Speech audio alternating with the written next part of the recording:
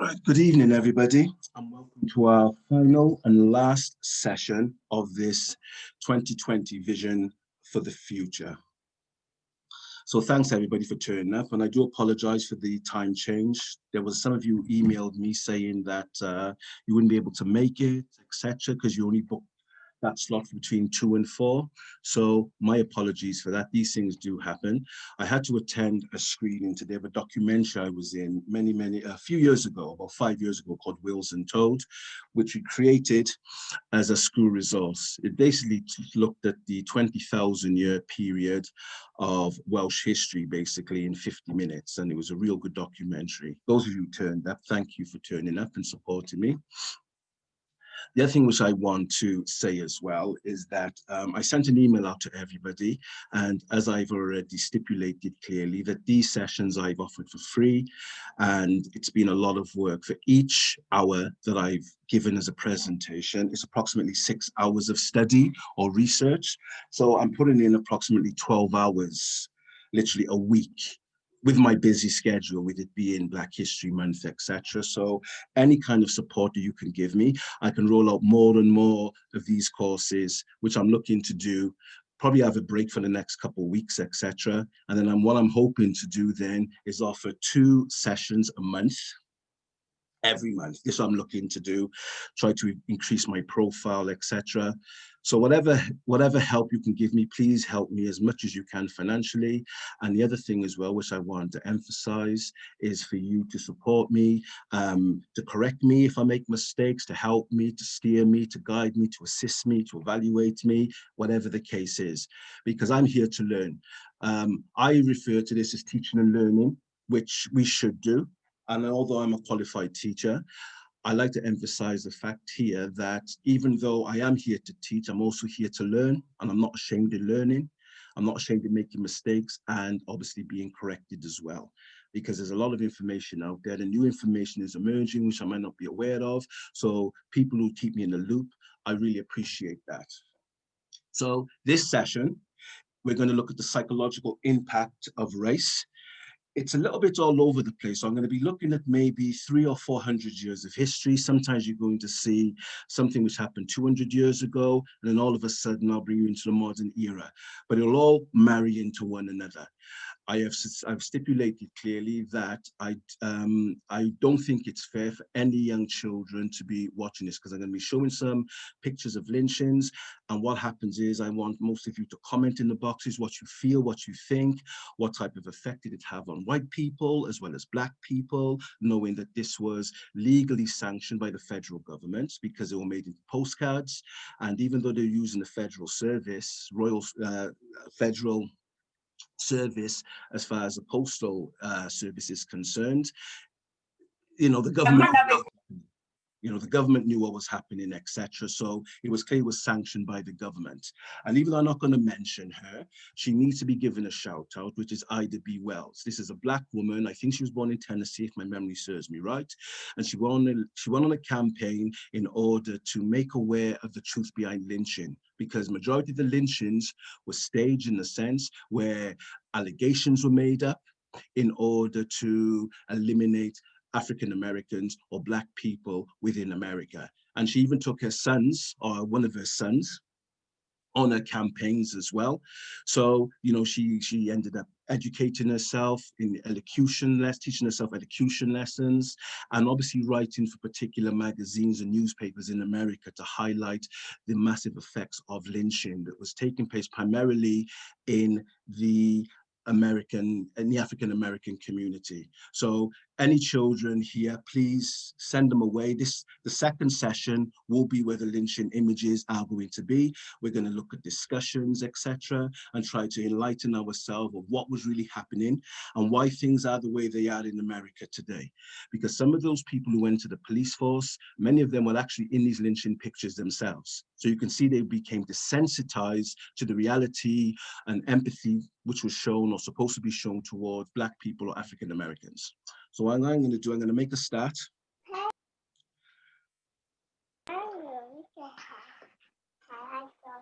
Right. First of all, can people mute themselves because I'm recording? Thanks. It does happen sometimes when you come in, you're unmuted. Right, we're going to look at Carter G. Woodson. I think it's good for us to start off with Carter G. Woodson because it is Black History Month, and he was the founder of Black History Month. It started as Negro History Week because this is what we were termed, Negroes, and then it extended to Black History Month as it started to mushroom within United States of America, especially in many of the Black colleges or universities. So Carter G. Woodson, the founder of Black History, and he became the second person to graduate from Harvard University after W.E.B. Du Bois. So this is what he says: the educated Negroes have the attitude of contempt towards their own people because in their own, as in their mixed schools, Negroes are taught to admire the Hebrews, the Greeks, the Latins, the Teutons, and to despise the African. In most Negro colleges where the Negro is thought of, the race is studied as a problem or dismissed as little consequence. So what he's basically saying here, it's important that when we're looking at Black history as a study, as a case study, whatever the case may be, one of the things we need to highlight as individuals, that majority of the Black population are truly unaware of their own history. And a lot of that has to do with the institutions and the academies they are present at. Because, as you know, many different issues have come up within the curriculum, not just in the United States of America, but also in this country, in not allowing Black people to share that academic space. And those changes really came about in the 1960s when African Americans, especially during the civil rights movement, who were university students, decided to make a change to put race in the curriculum. And unfortunately, race was seen more through the conflict theory as opposed to the consensus theory. So one of the elements I want to emphasize here as well is that within the educational system, within the American academies, Black people were taught to admire other people than themselves. And whenever they were studied within these academies, it was always through problems and dismissed as little consequence, that there's nothing you can benefit from. This is how it was taught. So this is not just only going to Europeans or Caucasians and white people. We need to understand there's a lot of Black people out there who are truly unaware of their own history. And a lot of that is because of they've been told or taught other people's history, which hasn't really developed them as individuals. Marcus Garvey, who was from Jamaica, he amassed the largest movement ever known in the 20th century. Okay, it was called the UNIA, the Universal Negro Improvement Association, which was established in Jamaica. He ended up gaining followers in Britain, but it really took off when he went to the United States of America. And what happened with Marcus Garvey's movement, that it stretched all around the world, literally all around the world. So when we looked at Africa, some of the African independence movements were inspired by the likes of Marcus Garvey, which we may talk about later. So all I want to emphasize here, how Marcus Garvey had a universal vision, the Universal Negro Improvement Association. He had a universal vision. And this was quite unique for a leader at that time, because most leaders, if you look at the likes of Frederick Douglass and Booker T. Washington, for instance, they were more concerned with what was taking place within inside the borders of North America. You had the likes of Martin Delany, who was a contemporary of Frederick Douglass, who literally believed in more of the global understanding of the diasporan population. So you had these type of differences of opinions, these different type of conflicts, etc. So let's have a look at what Marcus Garvey says. He says here, be sure to develop a race of scientists. This is a clear question, because this is a clear question, or even an answer in a sense, because what Garvey is basically saying here, that we need to improve our conditions. We've been enslaved for nearly 5 centuries. Okay, we've just come out of slavery, etc. We're being denied education even further after our so-called freedom. And why not be scientists? As if scientists should be only held amongst Caucasians or white people. And this is what he's encouraging. This is what he's really encouraging. He also says here, I appeal to the higher intelligences as well as the illiterate groups of our race. So he's not just talking about the educated, he's talking about the uneducated as well. So Garvey, that was the power behind his movement. He just wasn't seeking people of intelligence. He was seeking people who were non-intelligent, who can develop themselves and contribute to the social, political, economic survival of the race of people. We must work together. So what he's saying here, we shouldn't have this class distinction that what Europeans have: upper class, lower class, working class, underclass, and they're all stratified and they can't work with one another, or one is ruling over another because they feel superior and they feel better. He's trying to tell his people, let's not fall into that trap, because we're all suffering the same problem. They will burn on a rich black man's home as well as a poor black man who's living in a shack. There's no difference, because it's about the appearance of who we are and what we are. Those of us who are better positioned intellectually must exercise forbearance with the illiterate and to help them to see the right. And this is important because majority of the black population after the enslavement period were illiterate because they were denied education for over 4 centuries.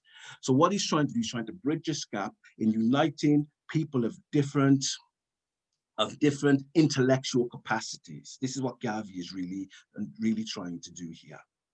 And as I always like to quote, Asa Iliad, he was a psychologist, hermetologist, historian, and I've read all his works, and I really like what this man has to say, about us being a historian and an educator. And I've quoted this many times, but I'll quote it again for those of people who haven't heard this particular statement, where he says there is something dreadfully wrong with an educational socialization process that leaves us ignorant of our past, strangers to our people, and apes of our oppressors, and creatures of habitual, shallow thoughts and trivial values.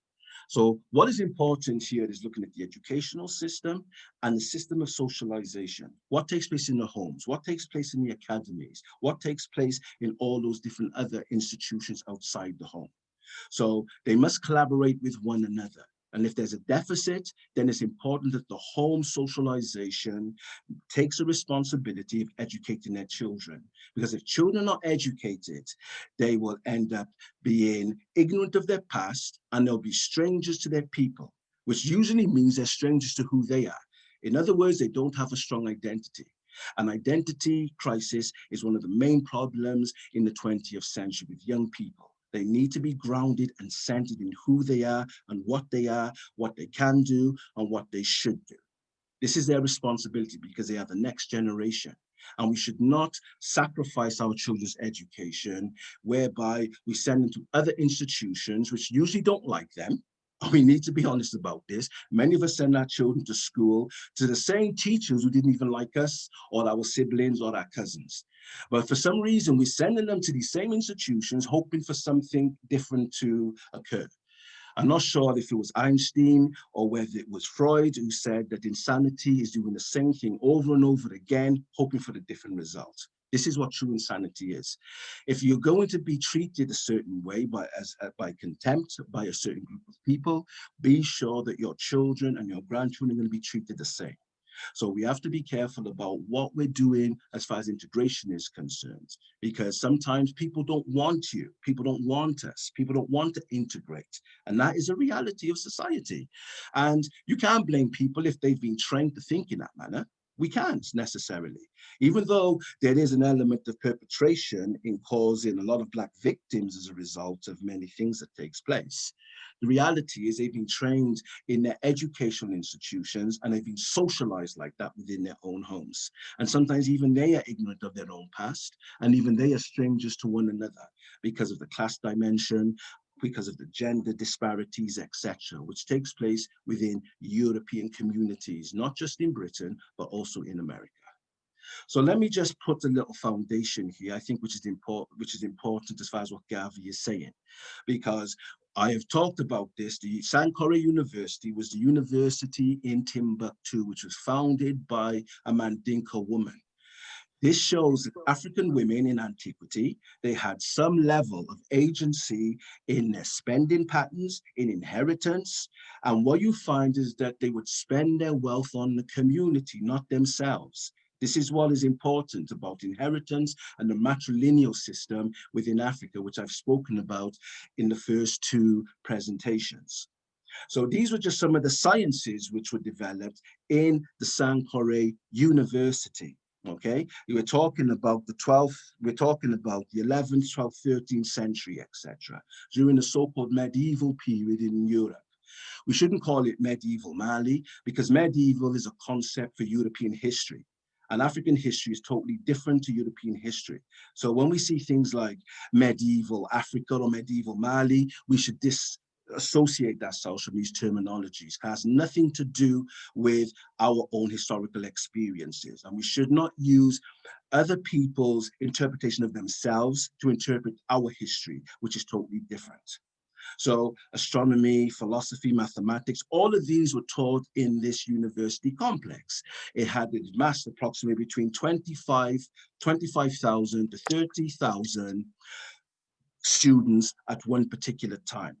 Women could actually study at this institution as well. So, which would be obvious. If a woman can inherit and build an institution, of course, she's not going to build an institution just for men to benefit from. So this is something I think we need to digest within ourselves, looking at African society, looking at African what you call it, structuring as far as institutions are concerned. So these are just some of the things I want to emphasize here. And what I want to leave you with before I change the slide is the book market, especially if you're talking about the Songhai Empire. Do you know that the Songhai Empire is the only empire in history in West Africa where the gross national product was books? Even though it had an immense amount of gold and salt deposits and ivory and cocoa and all these other commodities, the gross national product was books.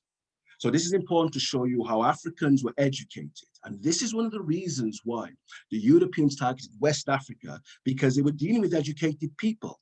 This concept that West Africans who came over were uneducated is untrue. They were, you know, if you read some of the biographies and autobiographies by many of the so-called slaves that came over, who were free people, who were then enslaved in the Americas, and this includes the Caribbean islands as well. Many of them were doctors and scholars and mathematicians. Many of them were logicians, okay, elocutionists, you know, lawyers, barristers, and all these other type of terminologies or phrases we can use as far as the profession is concerned. And this has literally been swept under the carpet because Europe has had a fascination in focusing on Black people being slaves. And unfortunately, other groups of people around the world followed suit. You know, they only see Black people as slaves and they don't take them out of this 500-year rule.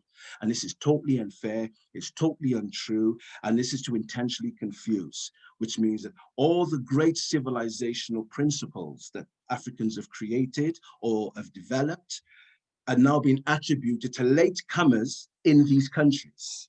This is what's important here, where they want to attribute the greatness of the African continent to outsiders or foreigners, which most of the time is totally untrue.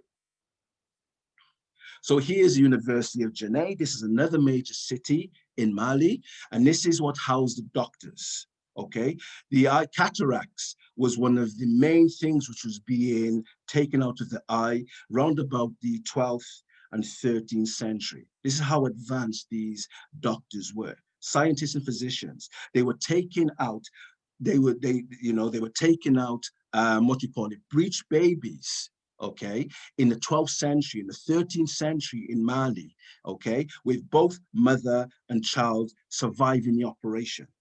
This was only possible in Europe just before the turn of the 20th century. And one of the things I want to emphasize as well, which is important here, isn't it ironic that European medicine and surgery and scientists, etc., only started to emerge and started to become more solidified as progressive and developmental when they actually colonized Africa?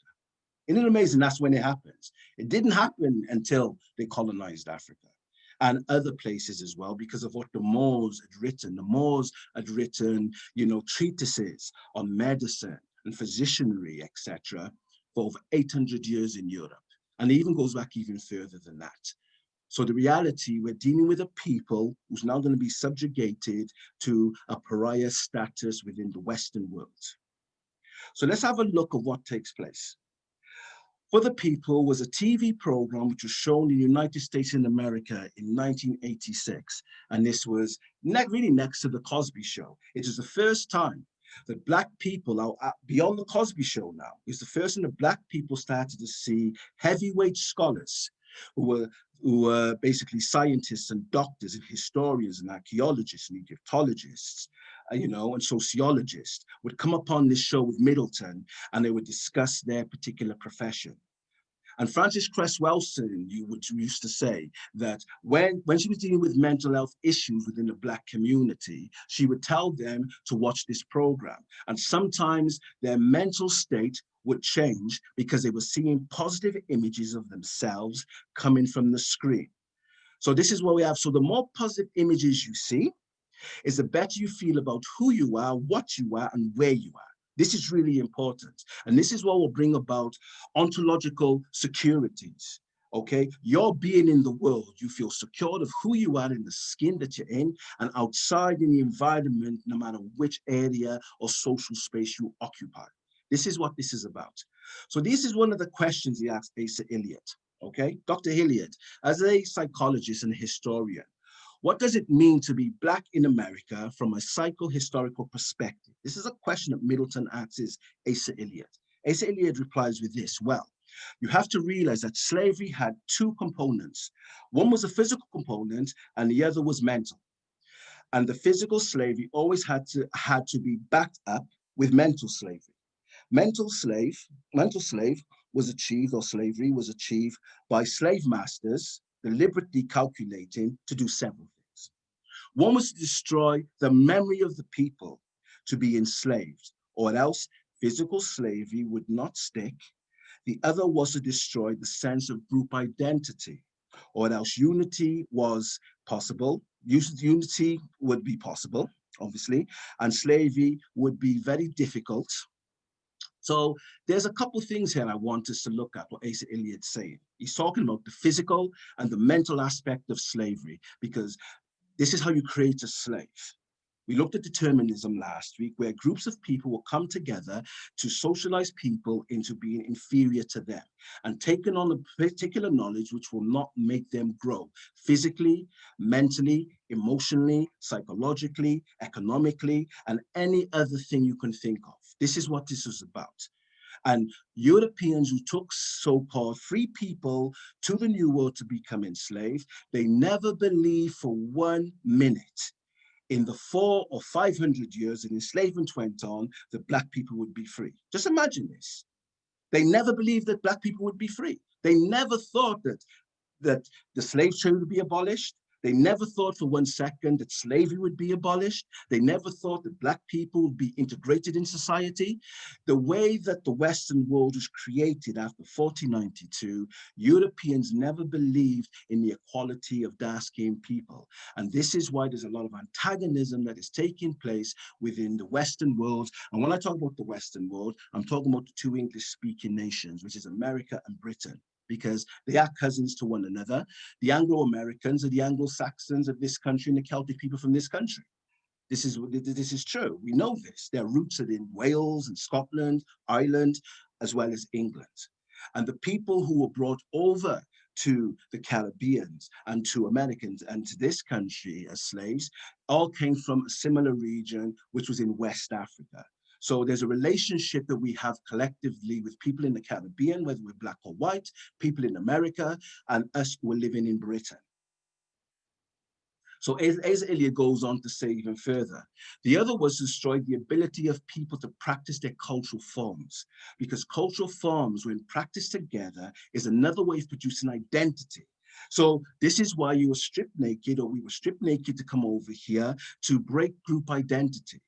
And a lot of the things which they were doing as well is to ensure they took slaves or free people to become enslaved from different regions, so they could not communicate with one another, to make that group identity less active in a sense. Because remember, white people within the so-called New World were the minority, not the majority.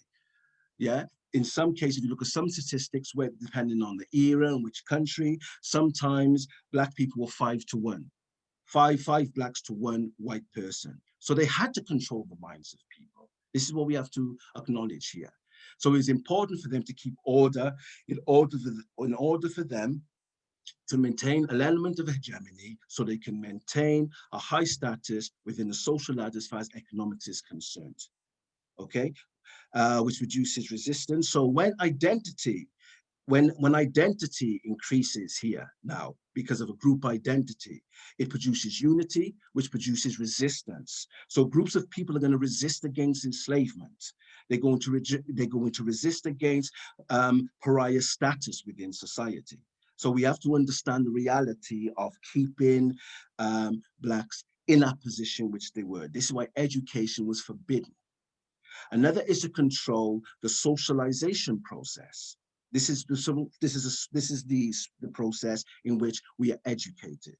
And socialization comes through two ways, through instruction and imitation. This is what we have to see. So when we have pathological behaviors within the Black community, which did not exist in Africa, there's only one group of people that could have been learned from. It's a learned behavior. So we have to look at these things because African society or culture and European society and culture are very different, paradoxically different, okay? Linguistically, language, culturally, legally, whatever the case may be, okay? So it goes on to say, the process of education, okay? So we're talking about the process of education as an institution they want to control the media, they want to control religion, control education, as the input into the slave brain will be determined by the slave master. So the slave started to think like a slave master. You can train a person to think the way you want them to think. Even Carter G. Woodson himself said that once someone controls your brain or controls your brain or the mind, you don't have to worry about your actions because your actions are only going to do what your brain is telling you because they have socialized you to think in that manner. And this is why I say a lot of the time, and I speak from a psychological perspective, we should not allow our senses to be seduced by newspapers and medias, etc. Let's read outside the box. And many of us need to start reading books which are written by Black authors. And I say this all the time because there's a lot of information that is going out there and they're not reading it from our perspective. Europeans usually are more happier to read a book about Black people, which is written by whites who've never traveled to Africa, never traveled to the Caribbean, never lived alongside dark-skinned people. Could you mute yourself, please? Thanks. So one of the things here that is important is that we need to look at the holistic picture of our so-called development within the Western world. Okay, so I'm not going to read through these, but this is just to give you an example of how Black people were seen at the turn of the 20th century. Okay, the African is an overgrown child, very self-indulgent and fond of idleness. The wretched Bushmen, which is the Central Africans, which they would have called at the time, okay? Sometimes it's the people in South Africa, but no one in South Africa or Central don't call themselves a Bushman. These are pejorative terminologies that Europeans have used or they're using in order to degrade dark-skinned people and most debased human being on the face of the globe. So what you start to see, the historians and archaeologists and mainly anthropologists are now constructing characterization of dark-skinned people. Okay, you could see they did the same with the Asian in the Asian continent. You shouldn't call it the subcontinent. They're not subhuman. They're not. And on the Australian Aborigines. So what you have an edict which is taking place within colonization, within colonialism, in order to defame the dark-skinned individual as becoming or being inferior. So last week we looked at this, and I just want to touch upon those things. For those who weren't here, the determinism is a concept that a dark-skinned person didn't have the ability to have agency, freedom of choice. This is what this means about agency. Agency is the opposite of determinism. Determinism means you can only act within a particular realm based upon what you're allowed to do. And Black society was restricted. It was controlled. Okay, language was controlled. You couldn't speak your own language. You had to adopt the religious practices of your slave owners. The customary practice you once had in Africa now have to change, and now you have to adopt the customs of the slave owners or that society. Your dress had to change. Your names automatically changed. And I said this last week, whereby if you look at the average African Caribbean community, African American community, you will notice that their surnames are mainly people from Britain, but their first names are European. And that is by design. And what that is that we were not allowed to even have our own names. We were stripped of our old identity. And obviously what came out of that was that when you become a people of nothing, it's easy to then indoctrinate the dominant culture into believing and to understanding the reality, which is not a reality. And what I mean by that is that we are a people of something, as opposed to the narrative that they choose that we are a people of nothing. Even relationships were controlled. You couldn't just marry who you wanted to marry. If the slave owner had an eye on the woman that you wanted to marry, you had to be careful. And we know about the mass amount of rapes that actually took place. The killings on plantation where white females were engaged in, of killing black women, a majority of the children that were killed on plantations were by white females. And most of them were by the ones who their husbands had raped or impregnated black women on the plantation. And rather than taking up with their husbands, they were executing newborn babies and black women who were innocent in this. This is a horrific system. We saw the program or the film 12 Years a Slave. That's just a little snippet. That was an everyday experience for a family, especially when they had a daughter. I was like, oh my God, what's going to be happening if she's beautiful? We had to convince one another, the girl, that you're ugly, that you're ugly. So she would feel she was ugly. So she wouldn't do herself up nice in order for the slave owner or the overseer, yeah, to have his eye on her. This is what happened in America, in our community in the Caribbean islands. We started to criticize our own hair. We started to downplay our own phenotype for our own security, not knowing that 2 or 3 centuries later, it was going to have a devastation impact on our mental, our psychological, and our emotional development. And this is what it was about. So we must put things in historical perspective. So when we actually see narratives where mothers and fathers putting down their daughters, especially, that you are ugly, you're not attractive, it was to save them from the humiliation of becoming the comfort girls of slave owners. That's what it was. Not this narrative that many of the European philosophers were saying in the 17th century and the 18th century and the 19th century, that we were oversexed human beings. Because this is why a lot of the white females on these plantations were killing off these black women, because they believed that. They didn't believe that these black women, unfortunately, were victims of rape, okay? They were oversexed beings, which they're after my husband, the plantation owner, or the overseer, or the merchant, or the man of profession, whatever title you want to use. So this is the reality. So what I'm trying to emphasize here is the importance of understanding that Negroes are a created being. They have no identity, and their beginnings begin in slavery. This is why we did away with the concept of Negro. Okay, this is important here. So here we're looking at phrenology. This is taken from the film Django, the image on the left-hand side. Phrenology adherents claim you could discover much about a person by examining his or her skull. And the Europeans are obsessed with this. Even Hitler was obsessed with all this, with measuring skulls, etc. This was this type of reality was intrinsic to European culture, European development, especially in the sciences. Okay, phrenologists believe the bumps of the skull coincided with brain development, and so through careful examination, one could draw conclusions about the individual's intellect. Okay, so what they were basically saying, the smaller the skull is the smaller the brain. But Descartes, who was a philosopher in the 17th century, had a brain the size of an orange. This is a fact. He had a brain the size of an orange, but he is regarded as one of the intellectual geniuses during the Enlightenment period. So brain size don't tell you anything about intellectual development, because intellectual development is about what? It's about learning.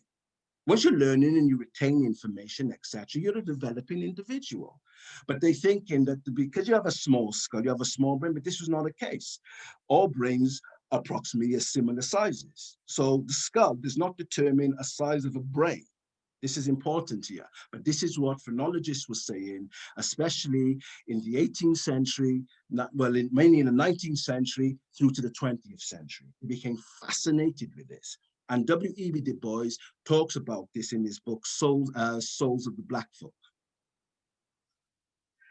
So let's have a look at the beginning now of psychology and psychiatry, because its roots is during slavery. So when you find in the universities where Black students are struggling with their psychiatry or psychology professor, you know why now. Because it was developed at the time when it was to defame and to degrade dark-skinned people. And when they're trying to look at the theoretical perspectives that European or Western psychiatrists or psychologists laid down, it's contrary to our development. But we're not supposed to argue against it. So let's have a look. Dr. Benjamin Rush is the father, known to be the father of psychiatry, okay? He's one of the signer of the Declaration of Independence, okay? He was an active abolitionist and served as a non-Quaker president at the Philadelphia Society in 1794. So this is how old psychiatry is. It has its roots in slavery. The first samples or specimens to be examined and to be evaluated, to be assessed, were dark-skinned people. This needs to be understood here. The average psychologist and psychiatrist don't know this. Because when like Asa Iliad said, there's something dreadfully wrong with an educational socialization that leaves you ignorant of your past and strange to your people. So these people they revere as the father of this and the father of that, when these disciplines came about during the time of slavery, is because of their own ignorance, unfortunately. And these are supposed to be educated people. They would not read outside the box, and they would not read about the characteristics and the personality of these different types of individuals. Okay, so Benjamin Rush constructed the term nigritude to describe a hypothetical disease which he believed to be a moderate form of leprosy. So what he's basically saying that Black skin is a form of leprosy. And the social scientists or the mind scientists of the 1700s and the 1800s believed this. And this is what made segregation, normalized, because there was a belief in American society that if white people rubbed up to Black people, they would get this skin disease, which is Black skin, which is leprosy. Do you know that the people who believe this were the most educated people? And when the educated people in Western society started believing this, and it's filtered down to the less educated within the white or the European community, they adopted this as being factual. It must be, because a scholar from Harvard or a scholar from Yale must have said this. It has to be true, with no inquiry at all, no research to back up this, just hearsay, just conjecture. Okay, so this is something I feel we need to lay this foundation of psychiatry. This is why psychiatry and psychology within the Black community is not a favorable discipline in the sense of Black people wants to go to these people as practitioners for diagnosis, because it has a dark history, which is formulated during slavery. And they were saying all types of things to justify slave owners' behavior of how do you accidentally kill someone if you're whipping them? We have to think about this. How can you accidentally dehydrate a person if you're locking them in a tin box in the hottest of summers, okay, with no food, no water for a week or two? These were concentration camps. And these people came in to try to justify this type of behavior. So we have to see this. So Black skin was seen as leprosy, whose only cure for those that had Black skin was for them to become white. This is what was believed. And we looked at some of this literature that was coming out in the 20th century of becoming white. And we looked at these type of things. We looked at Enid Blyton, her works, The Little Black Dog. So we know where she inherited this nonsense from. It was from psychiatrists like Benjamin Rush. And this had permeated and this had diffused into the English-speaking world globally, like Australia, New Zealand, Canada, North America, even the Caribbean islands. And then later French and Spaniards, you know, in their language, they started to adopt similar type of rhetoric themselves to describe the Black people that they were controlling in their so-called colonies. He also believed that black skin could be rubbed off. And this is why I remember in the 70s where teachers licked their finger and wanted to wipe my black skin off my face. I thought, I wonder what she was doing. So this is intrinsic to the development, and it didn't just affect people within society, you know, the poor, you know, the rich people, but the poor people, the downtrodden people within society, they started to adopt this type of mentality. So we can see where this literally comes from. So let me just pause you in a second. Let's have a look to see if anyone has written anything. No, I don't think anyone has tagged anything to me. Okay, no problem. Okay, I'll carry on, and please just keep on listening. We will be having a break soon. What's happened here now?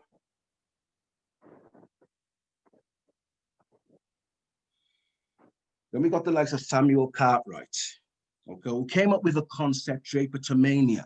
Now, drapetomania was a mental illness that Black people had. And this was a mental illness. If you ran from a plantation, so if you decided to go on the Underground Railroad, you had a mental illness. The mental illness was that you're running away from slavery, not running away from a torture chamber, a concentration camp. So they started to make diagnoses to justify the behavior of white slave owners. So drapetomania was one of them. This concept was invented in 1851. So this is as far as it goes back. This is even before the American Civil War that took place as early as 1861. Okay, and this was in the state of Louisiana. Now, Louisiana was one of the major states. There was three, this was a state where you had a clear Black majority, Louisiana, okay? The state of Louisiana had a clear Black majority. South Carolina was another one, and Mississippi. Now you understand why Mississippi was targeted in the 1960s, because a clear Black majority meant they can become a democratic state on their own. And this is why they were intimidating, Black people from voting, especially Mississippi. They knew this because democracy basically means power to the majority. So you've got a Black majority in a particular state, they can vote you out and maintain power. This is why Mississippi was chosen. So Louisiana, South Carolina, and Mississippi were states that had clear Black majorities. So this is what he was doing. So drapetomania comes from the word drapetes, which means runaway. Mania means craze or crazy, okay? So they were crazy for running away. This was a diagnosis that came, drapetomania, believe this or not, of a person who didn't want to become a slave. If you did not want to become a slave and you were a Negro, you had a mental illness. And this went down and this justified that type of behavior. So we have to understand the relationship that psychiatry and psychology has within Western society. Its roots are in diagnosing us as samples, as specimens for the betterment to the white male consciousness who was a planter, a merchant, or a man of profession. This is what this was about. This is what they were used for. Now we see psychiatry and psychology, and now in bed with the pharmaceutical companies. So their roots at the beginning was very negative, even though it was considered a respectable profession. And look what's happened in modern day society with the drugging kids. We know about the drugging that takes place within the Black community, not just in America, but also in this country with ADD, ADHD, and all these other type of things. It's a system that has been going on for well over 150 years. And this is what we have to understand. So the reality is that we need to look beyond and study these things to realize how we got to where we got to today. I speak to psychologists all the time. They don't know about these individuals. So what kind of psychology are they looking for? You have to always go back to its roots. You always have to go back to its roots. But they only focus on what's taking place in the last 20, 30 years. They come with a hypothesis and all these other type of things, and then they create a theory. We need to take it back to the beginning. And this is why history is important, because history is in every single discipline, every single science. History is involved. So history is not just about facts, etc. It gives you an understanding of what took place in the past, of how we got to where we got to today.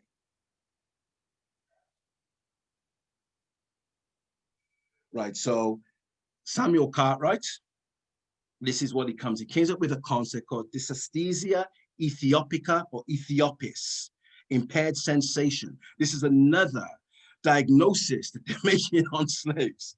Supposedly affected both mind and body of blacks, not whites, just blacks, okay? Because we were seen as animals and apes and all these other type of things. The symptoms included disobedience, answering disrespectfully, and refusing to work.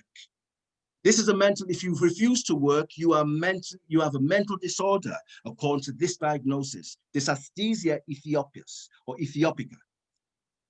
If you answered back disrespectfully or you were critical by just arguing, that was considered a mental illness. You're supposed to shut your mouth as a Negro and let us get on with what we're getting on with. This is how this all comes about. So now you can see how we've got to where we've got to today. So when you see police people or police individual officers killing, they come out of this tradition. They come out of this tradition. Their grandparents and great-grandparents believed in this and taught it to them in some way or another through the education or through the socialization process that made them ignorant of their past. They were very ignorant about their past. They only look at the nice picture, you know, of the wars which they had. Well, we defeated the British in 1776, or basically that's when the Declaration of Independence was signed. In 1865, we were supposed to abolish slavery. 1862 to 1863, the Emancipation Proclamation, okay? And the list just goes on and on, you know? So we have to look at the reality of this situation in order to judge things accordingly. So dysesthesia Ethiopica was another thing that Cartwright himself had subjected Black people to having a mental illness by not wanting to remain a slave. This is how deep this is. This is how really deep this is. So can psychiatry and psychology as a modern contemporary science be trusted? And the fact is, it's only trusted through a pinch of salt. You know, this is why more and more people from minority groups need to be involved with this in order to dissect. So we have a better understanding, because some of the theories that we believe in today come from this particular time. Some of the theories come from this particular time. When I was working at Cardiff University, when I was running my Black history courses, I spoke to physicists, biologists, who really and truly believed, and they wanted to teach this. I spoke to them. They really and truly believed that Black people were intellectually inferior and they were lazy and they didn't have work. But yet, America, the West Indies had amassed large amount of profit from their labor. So what type of laziness are they talking about? The massive, the tons of yields of commodities and minerals and resources that was going within this triangular trade could not have been done by lazy people. But because they were the ones who weren't working, they lived a sedentary lifestyle, they want to project blame upon another person. And that's what we'll look at defense mechanism, a projection.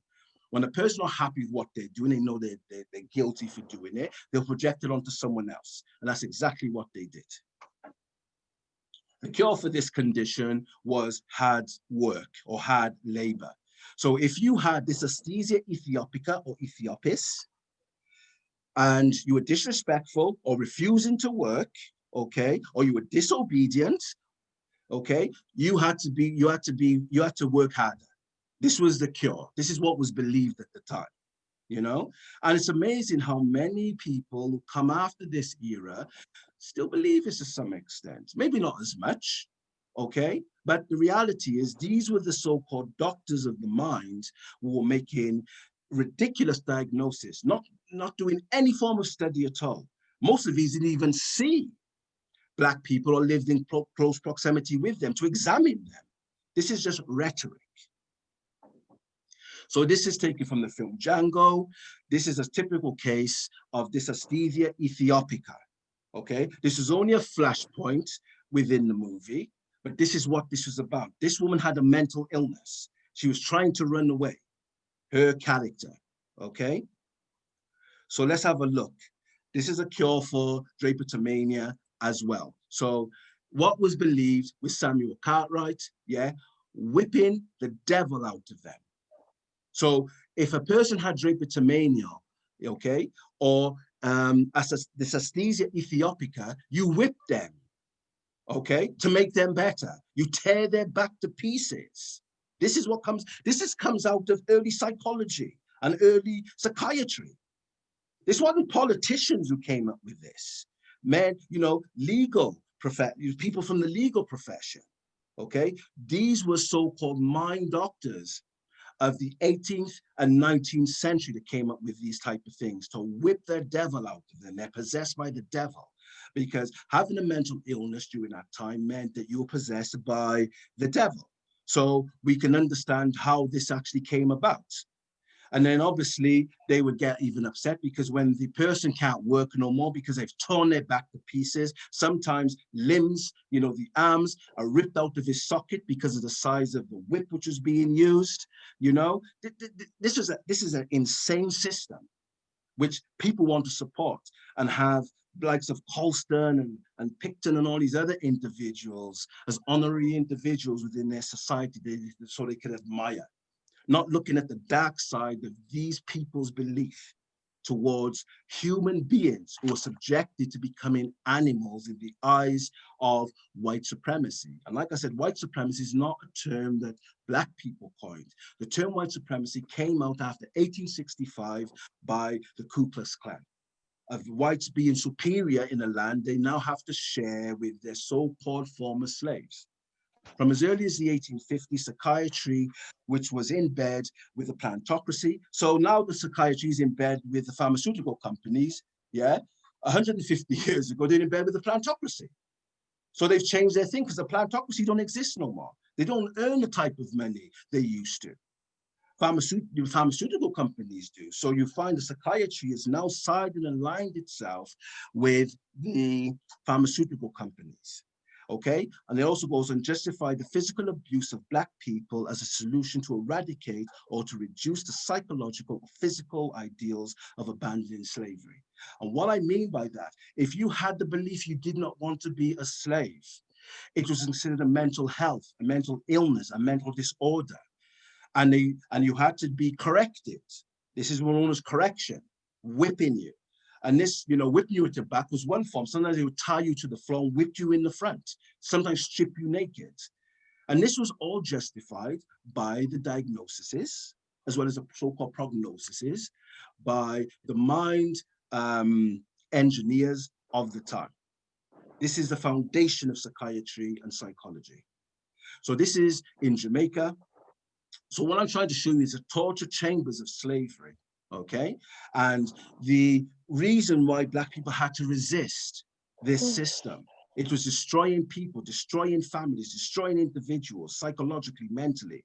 So when de Gruy, she came up with the concept post-traumatic slave syndrome, and there was a lot of criticism to what she was saying. She was talking about the intergenerational traumas that took place amongst Black people. And her argument was strong. And now people are beginning to accept it, etc., because she used psychiatry and psychology. And she, because as long as you use those principles for white people, it's okay. Okay, but when you use it for slavery, which is a horrific system, a person that goes to war for 2 days and comes back suffers with post-traumatic stress disorder. But for you living in a horrific system on a daily basis where your life is in danger, you don't have stress disorder. That becomes intergenerational.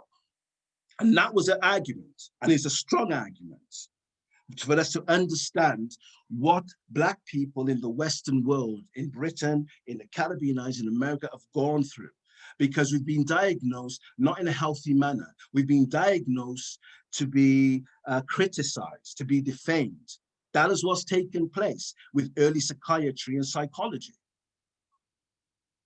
So the Eurocentric falsification here, this is, I've talked about this, but these are the principles which they go through. So let's add this to psychologists. They want to destroy us as a group of people, psychologically by coming up with these diagnoses. Then they wanted to distort who we were and what we were to justify to the slave owners and the people who were making a huge amount of money off our labor. Then they wanted to suppress information, especially when things were coming out that it wasn't true. And especially when you had slaves like Frederick Douglass coming out, writing his autobiography and expose it, name it. I think he was the first in history that actually named a slave owner. Because if you read most of the slave narratives, they never named their slave owners for some reason. Okay, Frederick Douglass did. He named his slave owner, which was an Irish family. And it was the one who was supposed to have raped his mother. Okay, and he named his so-called slave owning father. So when mixed race children or mulatto children who were rape victims, many of them were enslaved on plantations as well. So this concept that people have is that, that lineage comes through the father. Well, it didn't happen for Frederick Douglass. Okay, it didn't even happen for Booker T. Washington. Both their fathers were white. Okay, they raped their mothers, they were slave owners, and they enslaved their own children. I want you to understand the type of system that dark-skinned people were subjected to. So when de Gruy talks about post-traumatic slave syndrome or slave disorder, it's a 500-year intergenerational, passed on symptom in one way or another through the process of socialization. A sick woman, a sick mother who's been raped, that's going to be passed on to the child in some way, as far as self-esteem is concerned, confidence is concerned. Sometimes, this is really deep. This is really deep. But what I want to emphasize here is the conditions in which Black people were subjected to and what they had to endure.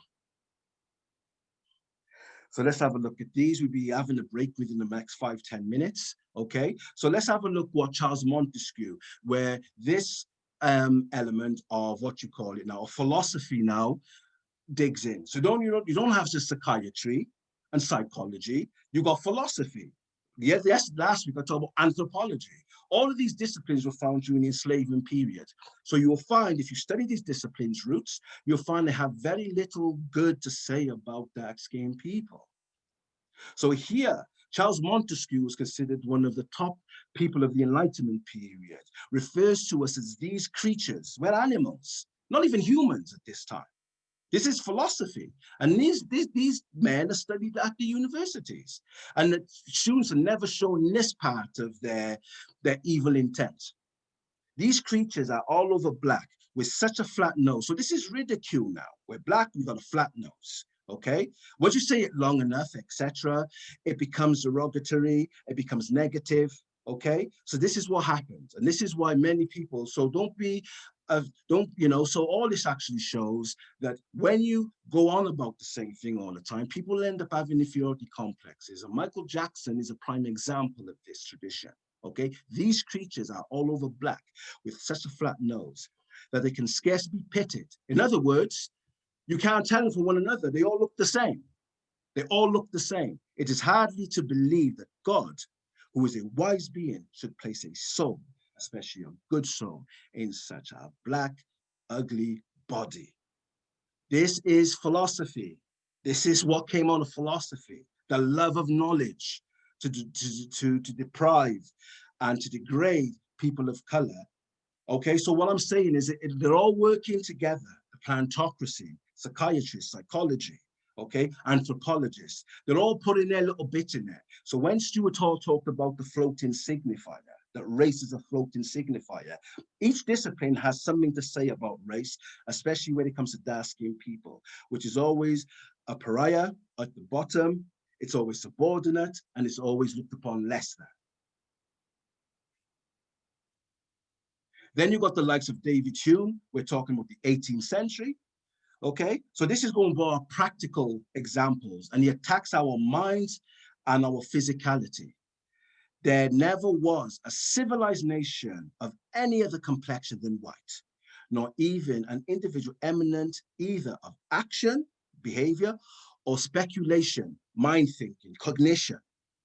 No ingenious manufacturers among them, no arts, no sciences. So you can understand what's happening now. when you have this sort of information, this is lurking around in the 18th century, don't be surprised about the educational system where they try to degrade dark-skinned people by saying that we are intellectually inferior. We haven't created a civilization because these people are supposed to be the greats of science. Many of them never met an African in their life. Many of them didn't even go to Africa. Many of them didn't even see a slave, but they're making judgments. These armchair critics, many of these philosophers were, as far as Black people were concerned. And how can we take them serious? If they're armchair critics with us, well, who else were they armchair critics for? Within the dominant culture. We need to look at these type of things. And then in the 20th century, one of the greatest historians of the 20th century only adopts what the likes of David Hume have said. The Black race has never helped to create any civilization. Look how it sounds similar to this one. Okay, that's 1711. Yeah, okay, he lived in 1711, 1776 when he was supposed to have died during the Declaration of Independence. And in the 19th century, about the 1940s and 50s, he's saying the same thing. So we know where he got that tradition from. And then the person who's supposed to have emancipated slaves, this is what he says. Okay, he passed the Emancipation Proclamation. First of all, it came out in September of 1862. And he basically said to the southern states that if you come back in the Union before January the 1st of 1863, you can keep your slaves, but if not, okay, your slaves are automatically free. How can he free slaves in states that are in rebellion against them? He couldn't do that.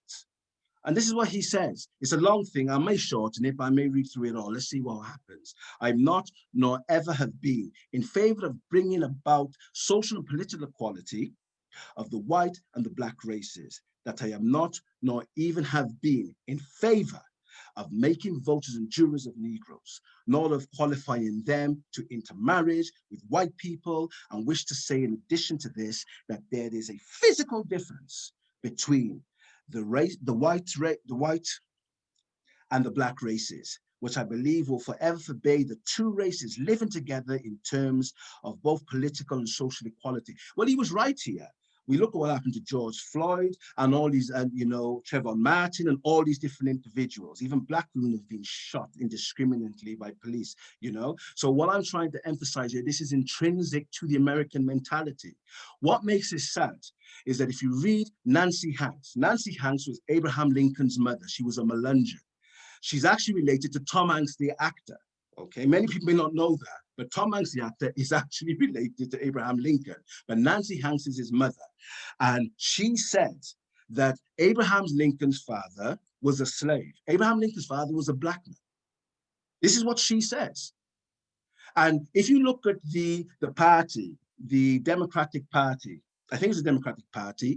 If you look at the elections if you look at the election sketches of Abraham Lincoln in the late 1850s, he has Afro hair, he has an Afro beard, okay? This is how he looks. And you're gonna see these type of things where people which come from this background who are ashamed of their darkness or Blackness, because most people know Abraham Lincoln is mixed. They didn't know what type of mixture he was. Okay, there's a hatred. Even J. Edgar Hoover was so staunch in bringing down the Black power because he was mixed race, he was mulatto. He was from Mississippi, and his families today, the Hoover family is still Black today, who is his second or third cousins or whatever the case may be. So what you have people who are passing in America who are siding with white supremacy, and they are doing very little to help the situation. Even though he passed something called Emancipation Proclamation, he was shot before the 30th Amendment was even passed. The reality is, with Abraham Lincoln, he had very little to do with uplifting or giving up a mobility to Black people. And this is true. And so we can't say that he freed the slaves. And he has this type of mentality, that he doesn't see the equality between the two races interacting together. As far as integration is concerned, it's not going to work. Even he was giving us insights, and it hasn't worked in America. It hasn't worked in this country. Even though it's worked in some communities, in a society, it hasn't worked, but it certainly worked in communities. And there's a difference between communities and societies. So what we're going to do now, I think we might as well have a break now. I need something to drink. I'm going to open up the chat to see if anyone's giving me any chat. any questions, etc. And then we can continue probably in the next 10 minutes.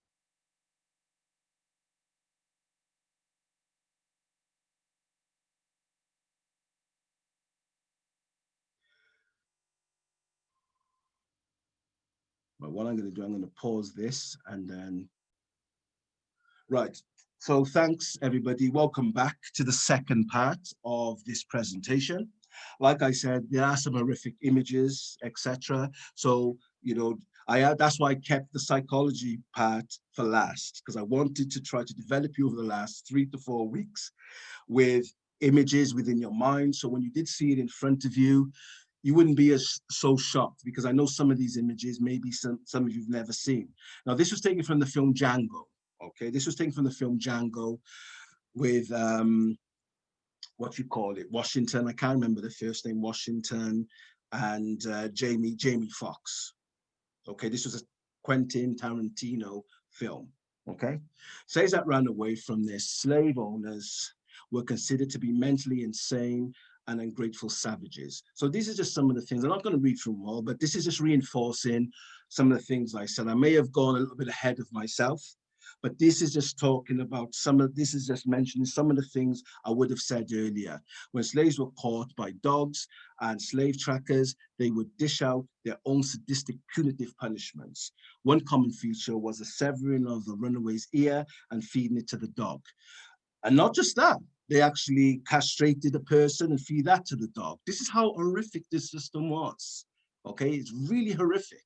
So when people can justify these people who are merchants and planters and thinking that this is not the system that these people are exposed to or they are part of by encouraging, we really need to think again of why people believe that these people are so-called heroes. Okay, we really need to.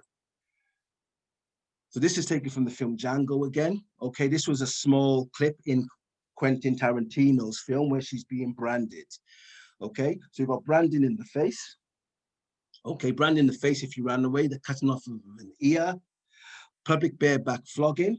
Now, this is an image here of a person by the name of Peter, and this image was taken in 1863.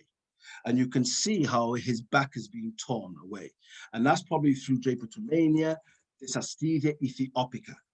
That's what would have probably come down for being disobedient, being insubordinate, and all these other type of things. So these are just things, the hot box confinement, where you're put into a metal box, sometimes for days, dehydrated, etc. And we saw that in Quentin Tarantino's film, okay? When Kerry, I think her name is Kerry Washington, if my memory serves me right, where she was put in the thing where Jamie Foxx, the character Django, goes to the candy plantation, and the Samuel Jackson character, whose name is Simon, yeah, locked it in this thing because she tried to run away. Okay, so I'm using some film extracts in here just to reinforce, just to get your mind to think of maybe watching those films again and reading between the lines. Okay, amputation of limbs was very common. Okay, only if the slave owner or the planter could afford it. Okay, and what I mean by that, because he needed 2 arms and thing to actually, contribute to the labor on the plantation. But amputation would usually take place if the person ran away more than once to stop him from running. Okay, but they would find menial work on the plantation for him to do. Castration was very common, so common that it even increased during during the 20th century with lynchings. Castration was so common. Physical executions was very common, especially if you look at the 13th Amendment. The 13th Amendment basically abolished slavery in 1865. And it stipulates clearly in the 13th Amendment that slavery will be held no more except as punitive punishment. In other words, slavery went within the prison system. That's where it is now. We know about peonage and the chain gun and all these other type of things. They still wanted the free labor. And I remember doing a presentation about the prison industrial complex that dates back to 1865. Yeah, that's its foundation after the 13th Amendment to abolish slavery. So all the work, all the enslavement, all the plantation was given out to prisoners or convict workers or laborers. This is what they were referred to. You hear about peonage, the chain gang, and they have all different other types of names for this brutal system of getting free labor from people.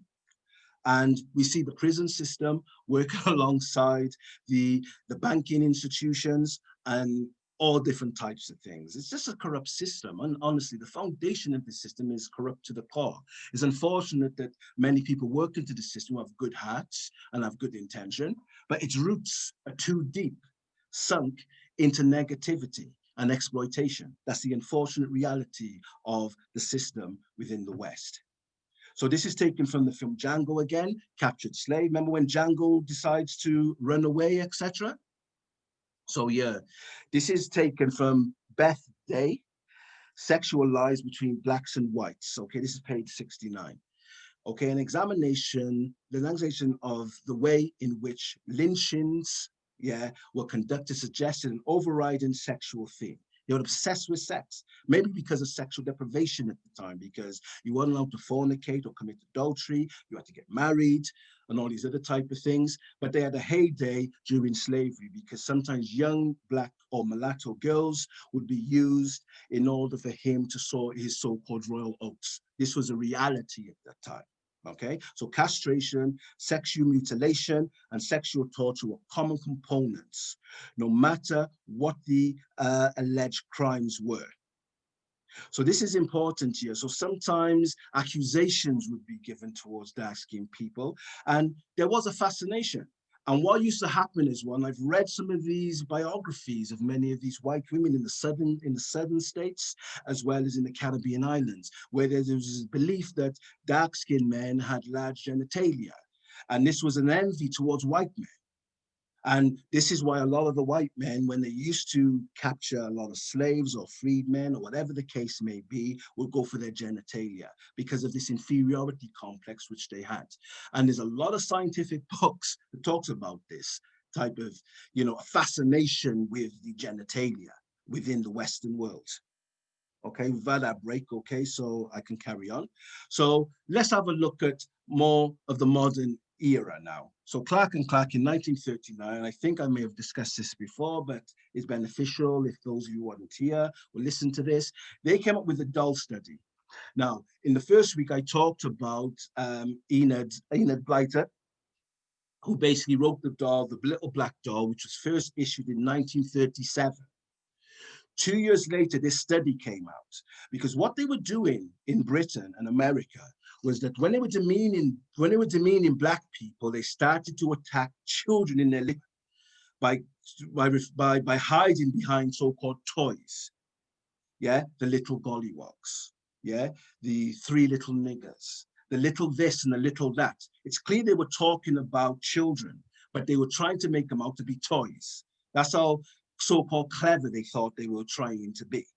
And these books were sent throughout the British Empire, okay? In Africa, in the Caribbean islands, New Zealand, Australia, Canada, even North America, okay? So this is important to know. So she decided to do a study looking at dolls, okay? Black doll, white doll study. Because what happened was she was given white dolls as a person. Now, I want to emphasize as well that Kenneth Clark, seems to take more of the credit for this study, but his wife, Mamie Clark, which constructed this study. Okay, it was Mamie Clark who constructed this study. So here's just a picture showing you the different dolls. And at that time, it is believed that these dolls were actually colored in. So the doll was white and it was just colored in dark skin because they didn't create black dolls. Black people were totally invisible in American culture, in British culture, totally invisible.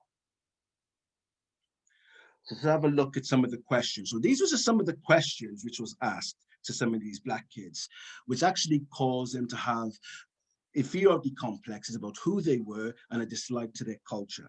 So that when they would ask which were the nice doll, they would usually say the white doll. Which looked bad, they would choose the black doll, okay? Which they would like to play with, it was usually the white doll. And this actually gave some indication that they wanted to play with white children, okay, outside, their confines, etc. They didn't really have a problem with wanting to play with white children, okay? Which doll had the nice color? So these are some of the questions which was posed to them. Okay, so it's important, I think, to realize how a lot of this information over 100 years, 200 years, 250 years, 300 years, it becomes layered, and how that has a massive impact on the psychological development of children. Okay, because these children are going to grow up to become adults. And if they damage as children, they'll be damaged adults unless they get the right therapeutic exposure, which they need in order to overcome those traumatic experiences. So let me just touch upon post-traumatic slave syndrome. Okay, so when we're looking at post, we're talking about after the effects, after the experience, not pre. Okay, this is what's really important here. So after you're taken out, but you have to understand that Black people remained in that state. They lived in the slavery. Then the slave trade, then the abolition of the slave trade came in 1807, but they were still remained slaves. And then what took place then in 1834 and 1835, they abolished slavery in the Caribbean islands. And then they were put into apprenticeships, whereby they had to work 7 days a week for only 2 days work of pay in the Caribbean islands, while the slave owners, which were punishing them and disrespecting them, were compensated with what they referred to as reparations. And there was over 17 billion today's money which was given to these people. We have to understand this, okay? So Black people inherited, a negative state, a pariah state within their country, especially in the Caribbean islands. So what we're talking about, how from, just because a person is free doesn't mean they're not exposed to negativity within those societies, because those institutions were created to uphold the white order or the European order. They were. So what type of society are Black people going to integrate in? A society that has them as second-class individuals, not even second-class citizens. They're either citizen or they're not, or they're not. They were totally invisible, yeah, within the development of Western civilization. If we're looking at it from after the Moors were kicked out of Spain from 1492, because this is where the decline really comes for dark-skinned people. Okay, so what is trauma or traumatic experience? So we're looking at distressing experiences, physical injury, yeah, emotional shock. This is all the trauma, and you don't have to go through these to experience it. Just a mere fact that you have heard that someone in your family went through that can traumatize you. Because some people are made to believe that you can only be traumatized by something by actually viewing it, seeing it, or experiencing it. But by thinking about it, when someone tells you, you can also trigger off those traumatic experiences. So let's have a look at the social stratification now within society. So I want you to talk to one another now, and let's make it a little bit interactive. So Anthony Giddens, who's a British sociologist, when he looked at social stratification, meaning a layered society, and we all have this, we all come from a society or a culture which has one of these four, okay, one of these four: class, estate, caste, or slave. We all come from a society where one of these four exists. Now, all I want you to do is just to talk to yourself, okay? So the first question I want to ask you to discuss with yourself, how is this system formulated? So if you want to talk about class with one another, talk about how that system formulated. If you want to talk about caste, which is mainly in the so-called Indian subcontinent, discuss that, okay? Let's have this discussion, because I'm trying to, I'm trying to spread this understanding that similar things took place in other areas at that time, okay? So answer the first question, see what you come up with. How is that system formulated? How is a class system formulated? How is a slave system formulated?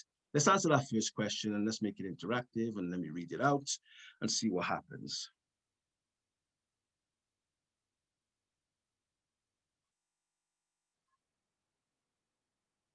Right, someone asks, is tribe on the list? Tribe is not on the list. Okay, and that is because I looked at Anthony Giddens, and this is the thing sometimes with Western social scientists, where sometimes they only look at immediate cultures or cultures which are considered high to some extent, where they develop, and that's what they focus on. Okay, but the tribe would fall into that category, and I do agree with you, it does fall into that category where there's an element of stratification. you have this tribe, you have tribe A, tribe B, tribe C, and there's different types of, animosity and friction between groups of people. Okay, but the main thing I want you to do here is looking at how things are formulated. Yeah, who has got power, hegemony, control, and authority to make that decision and to have others respond to that definition and to impose it on others. This is what I'm trying to emphasize here. Describe some of the basic features. Okay, that's another question I want to look at. So you have a structural system in a sense. You have people who are at the top, people who are at the bottom. Okay, and characterization going with them. So if at the top, they're more civilized. If they're at the bottom, they're more what? Barbaric, or they're more savaged in their behavior.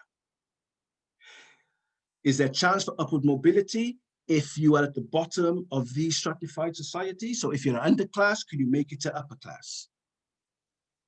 If you're a slave, can you actually make it up the social ladder? If you're a caste, a lower caste, can you make it to a high caste? Because sometimes the systems are created to preserve a particular essence, to keep the order of things. This is what this is about. Hierarchy, thanks, Abu-Bakr. No problem. Unfortunately, I'm going to have to leave. No problem, Rosie, if you're still there. Thank you very much for turning up. So all I just want you to do is let's just talk to one another. Introduce the kind of society you come from to another person. That's all I want you to do. Okay, just to give myself a little bit of a break and maybe for you to respond somehow. Maybe this may be an opportunity for you to ask me a question. If it is, put at Abu-Bakr and I can answer it over the next 2 minutes.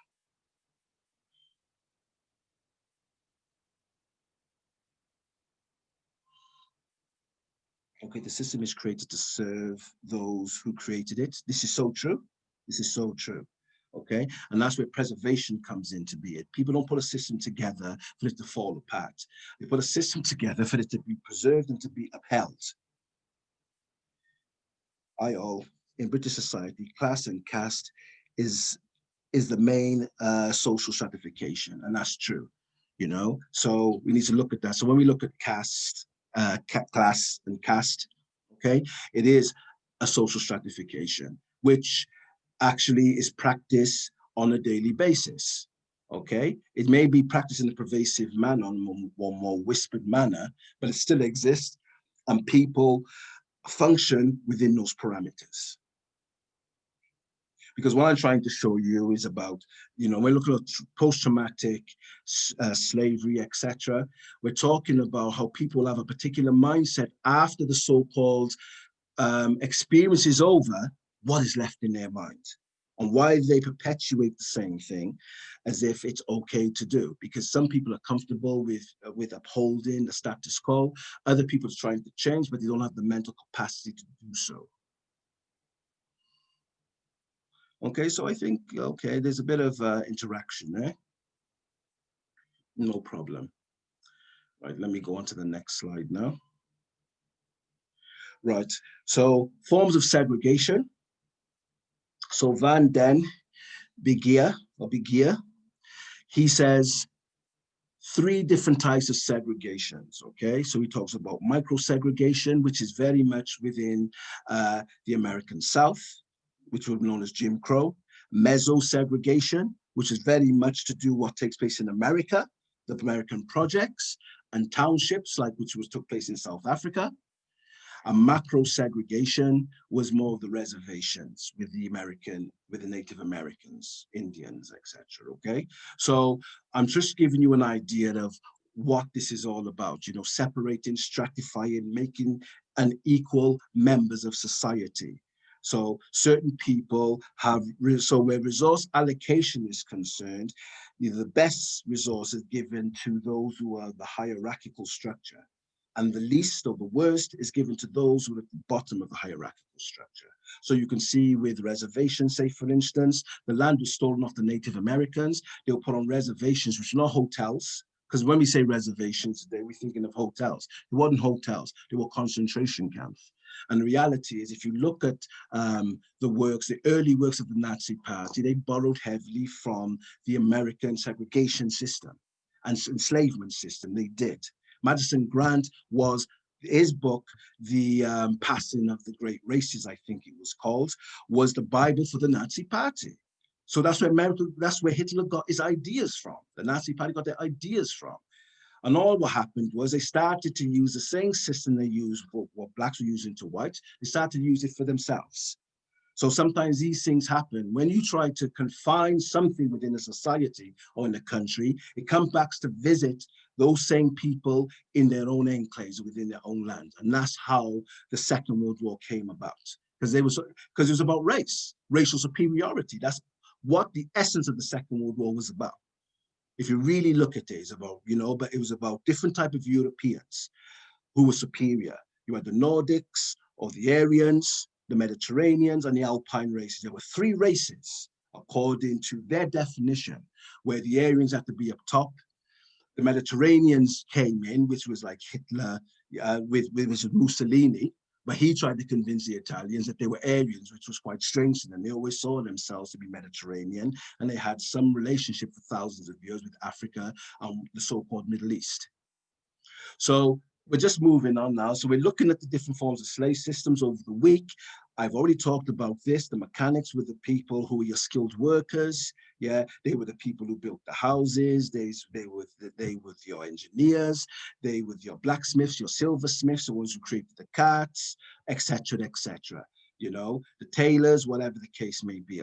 Then you had the field hands, which films usually focus on, but they're a minority really and truly in many of the places where there was plantations. Majority of people were mechanics. They were the backbone of society. Domestic servants were usually where you look at women, okay? Women being the majority, but men could be domestic servants too. And what made them domestic servants in many of the cases where they became comfort girls, for the slave owners or whatever the case may be. And the headman was a person who either headed, a band of slaves, or he was the one that he was a cart driver for the slave owner, whatever the case may be. But that was considered a privileged position of some upward mobility. So these are the different forms of slavery that existed in history. So obviously the worst type is chattel slavery. Now the problem is when people say slavery today and they look at 500-600 years ago, they put chattel slavery into the mix. It's not chattel slavery. It's either domestic, indentured, or feudal. So the reality is that chattel slavery grew out of the transatlantic slave trade by demeaning groups of people as cattle, as animals. Everything was owned. Their body was owned, their mind was owned, their food was owned, their resources was owned, even, everything was owned. And this is what makes that slavery different. And this is what happens sometimes. I've gone to discourses where you say slavery. They never think of the other three. They always think of chattel slavery, which existed back in time, but chattel slavery didn't. Chattel slavery came out of the British, the French, the Spanish, the Portuguese, the American system of enslavement. That's how it came out. It didn't exist before. It was either domestic, indentured, or feudal, or serfdom, as they would call it, with feudal. Right. Double consciousness was a term that was brought in by W.E.B. Du Bois, the inner outer person, where the Black individual, to some extent, had to internalize the understanding of white people in order to understand themselves and struggle by understanding themselves from where they were and who they were, where there was a level of agency. That's what that basically meant. And he said African Americans or Black people who went through the slave system and ended up with free had this element of double consciousness. They had the mind of the hierarchical structure or the dominant society, and they had the mind of their own. While the people in the dominant society only had their own minds. This is what Du Bois is really talking about here. Why many Black people in America, for example, didn't progress as far as much as they wanted because the mindset they were given during the enslavement period incarcerated their upward mobility. It did not allow them to go as far as they wanted to go. But the reality beyond that was that there was many, many famous Black people at the turn of the century had their own business, especially in many of the southern states. We know about Black Wall Street. We know about the Black middle class, etc.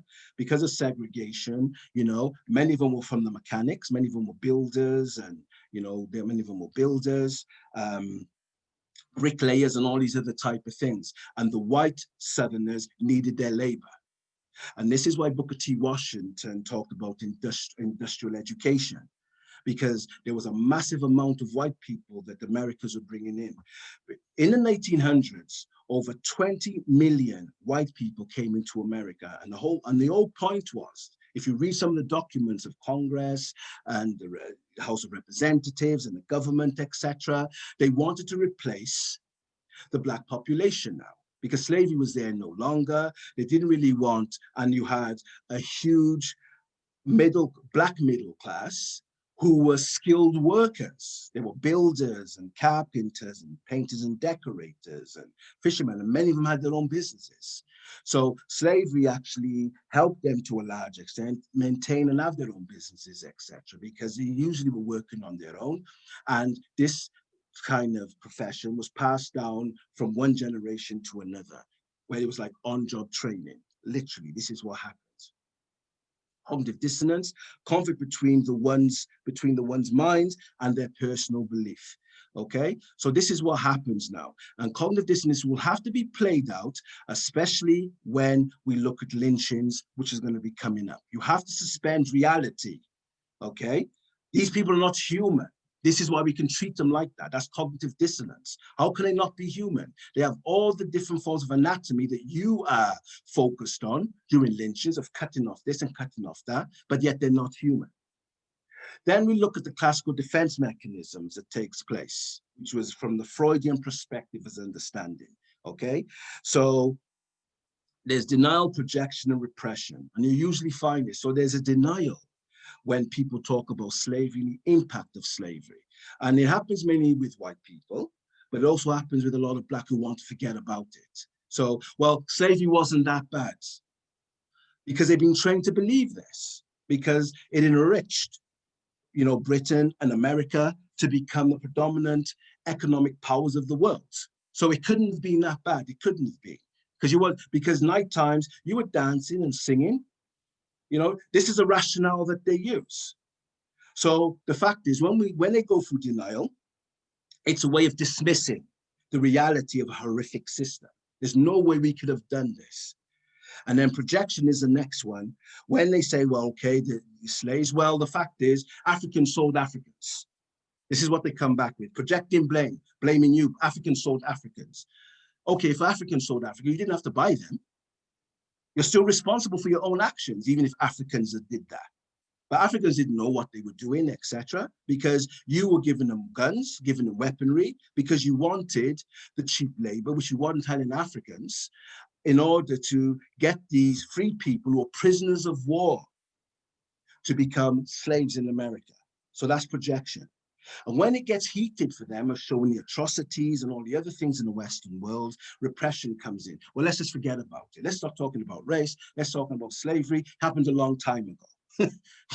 These are the classical defense mechanism which is used, especially when people are traumatized historically by a horrific system which lasted for 5 centuries, not 5 generations, 5 centuries, from 1492 right up mainly to present. So because you abolish slavery doesn't mean that those institutions that are created during slavery are developing people. It's still keeping them down.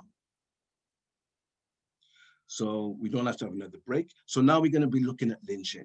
Okay, so there's going to be some distressing images, and I want people to discuss certain things within the chat to see what they see. Okay, because when we're talking about trauma, we're going to be looking at trauma from 2 perspectives here, not just what happened to Black families who lost their children or their mothers or sisters or husbands or brothers with lynching. I also want you to think about the impact that these would have had on the white citizens who were involved, because they must have done something to them as well. It had to have done something to them, even though there's an element of desensitization. So desensitization where they can divorce themselves from the reality of that particular, example, or that particular horrific image or crime, or whatever the case may be. Desensitization, where you have to suspend reality and think of it in another way. Lynching was common south of the Dixie-Mason line, 37 recorded in 1917. And their numbers would almost double the following year. So what happens now, from 1979 onward, it would increase, okay? It would literally increase. Lynching was not just the murder of Black men and women by a mob, okay? Children were also murdered as well. Sometimes these lynchings were based upon conjecture. There was no strong findings in some of these allegations, yeah? And what you had, vigilante posses getting together. Sometimes they were, sometimes they were staged, where an announcement would go out in churches 2-3 weeks that there's going to be a lynching, and they don't know who the person they're going to lynch yet. And then what happened was, extra trains were put on, churches were more filled. If you read some of the articles within the newspaper, sometimes when the churches were jam-packed filled, this was because a lynching was going to take place as well, because this was a pastime in America. And this federal government was allowing this to take place. The federal government did not intervene to reduce this. And this is why, if you want to read more about this, read the works of Ida B. Wells, okay? This Black woman who risked her life of exposing this horrific system. And most of the studies which she done actually found over 90% of the men that were lynched, the women which were lynched, were innocent. These crimes were just made up. These allegations were made up. So what was part of lynching was mutilation, the chopping off of particular organs, fingers and tongues and lips and eyelids and ears and genitalia, okay? These were the things which was being done. Sometimes gunpowder pushed into a certain orifice and lit. This is the reality. This is what caused the Haitian Revolution to come when they kicked the French out in 1804. The French had a fascination of putting gunpowder into the backsides of Black people and exploding it, okay? And this is why they revolted. They fought the French for 12 years after the so-called liberation, when France became a republic, and they kicked the French out because they were violating humans within Haiti. That's how that came about, and that's what made it possible, okay? They doused petrol on people and light them. So this is what this was all about. And the thing about it, children were involved. Children were involved. Women were involved. Men were involved. The local sheriff was involved. Police were involved. People from the Senate were involved. Okay, newspapers were involved. The media was involved. Every institution in America was involved in one way or another in allowing this to happen. That's why it happened for such a long time with no intervention coming. So these are some of the images here. So you can see where a Black person is literally being hung down and burnt. And you can see where white people are forcing themselves to come into a picture. If you speak to photographers, they would tell you that these photographs are done professionally, which means there's professional photographers who are working for journals and newspapers who are involved with this. So this is not just, and I've distorted the images slightly to make it bearable to look if many of you have never seen these before.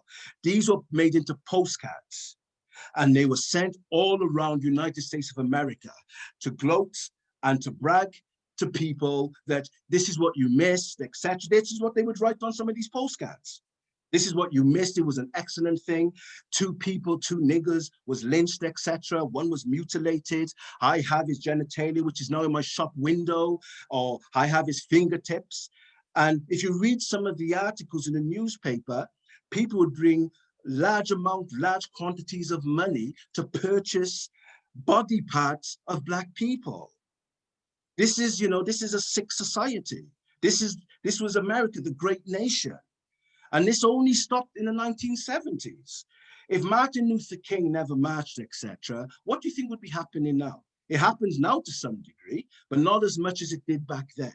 This was state-sanctioned terrorism. This is what this was. You can't say this is not state-sanctioned terror. It is.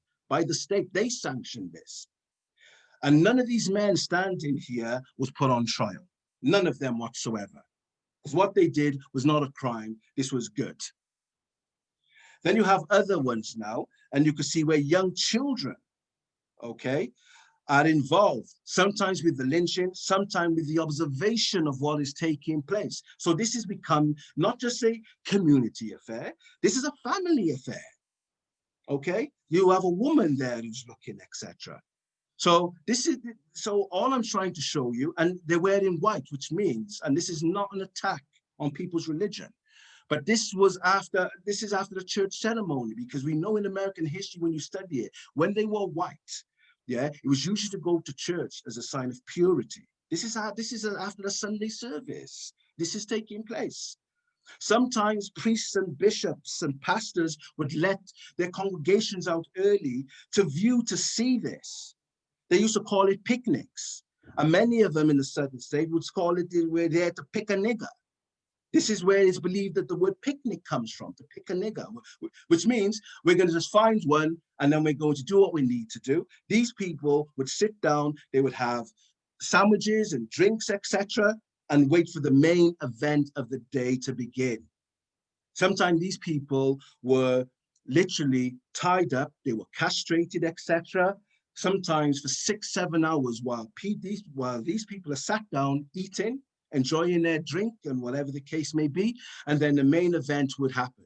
Sometimes they would wait for particular trains to come in because they heard that trains were packed, okay, people were going in, you know, in connected states and all the connected regions were waiting to come in, okay? It was pandemonium when it came to these events taking place. This was a social event that took place on a daily basis. Then you have this. This is a newspaper article. Okay, so newspapers were involved. They were there. You could see these. None of these men are there to stand trial. You can just about see where the man is hung up. His shirt is off. His trousers is on. We don't know whether he's been castrated.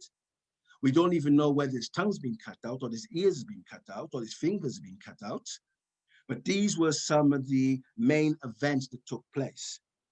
And what I want you to understand, if you're a child living at this time, seeing this happening, and you become a police officer, okay, or you become a judge, what is your perception going to be when a dark-skinned person is in the dock in the court standing next to you, who's either being prosecuted or he's a defendant? What is your mindset going to be? Because children grow up and they do take on these professions. Many of these policemen came from these type of households. Do you know that in America, that young students are going to America and they're finding testicles, penises, they're finding fingernails and all these things in basements and attics of their grandparents' houses, where they collected these information, collected these parts during lynchings.